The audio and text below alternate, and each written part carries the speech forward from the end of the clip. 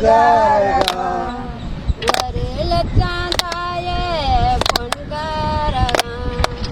ஒரு லட்சம் தாயே பொன்காரகம். பாடி வரும் காவேரி. பாடி வரும் காவேரி. அடியா தாயே பூங்காரகம்.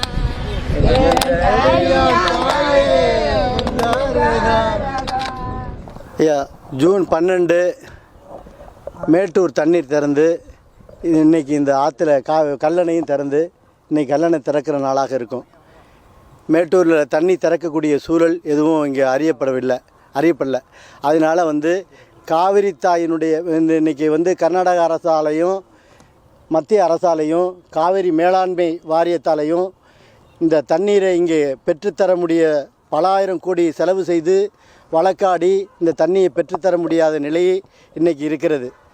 அதை கருத்தில் கொண்டு வர்ண பகவான் 5 பெருங்கருணையை போற்றி அவங்களுக்கு ஒரு சிறப்பு பூஜையை செய்தால் கூட இந்த நிலத்திலே தண்ணீர் பயிர்களெல்லாம் செழிப்புற்று பல்லுயிர்களும் வாழ வேண்டிய சூழலுக்காக இந்த சிறப்பு பூஜையை இன்றைக்கு நாங்கள் தொடங்கினோம்.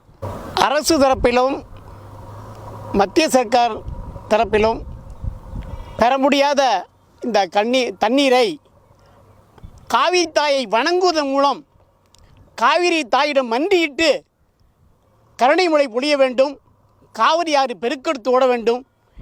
இந்த பகுதி விவசாய மக்களெல்லாம் விவசாயத்திலே திளைத்து அவருடைய வாழ்வாதாரம் காக்கப்பட வேண்டும் என்பதற்கு கடைசியாக உள்ள கோரிக்கை அரசுகளிடம் விட்டுவிட்டு அந்த காவிரி தாயிடமே வணங்கி அந்த காவிரி தாயே நமக்கு நீர் வழங்க வேண்டும் என்பதற்காக இந்த காவிரி தாயை விரும்பி வேண்டி மன்றாடி பூஜை செய்து இந்த காவிரி தாய் நமக்கு மழை பொழிய வேண்டும் என்பதற்காக காவிரி தாய் நமக்கு வர வேண்டும் என்பதற்காக இந்த பூஜையை நடத்துகிறோம். ஜூன் 12 தண்ணி திறந்து இன்றைக்கி ஜூன் 15 கல்லணை திறந்திருக்க வேண்டும்.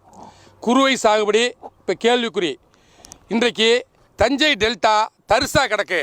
எந்த முயற்சியும் தமிழ்நாடு அரசும் எடுக்கலை, மத்திய அரசும் எடுக்கலை. இந்த நிலையில் நாங்கள் காவிரி தாயை அதாவது ஆண்டவனை வணங்குவங்கிற மாதிரி காவிரி தாய் கரை புரண்டு ஓடுகின்ற காவிரி இன்றைக்கு ஓடலை. வான் பொய்த்தாலும் தான் பொய்க்க காவிரி வறண்டு கிடக்கு. அதனால் காவிரி தாய் சிலையை வச்சு அபிஷேக ஆராதனை பூஜையெல்லாம் பண்ணியிருக்கோம்.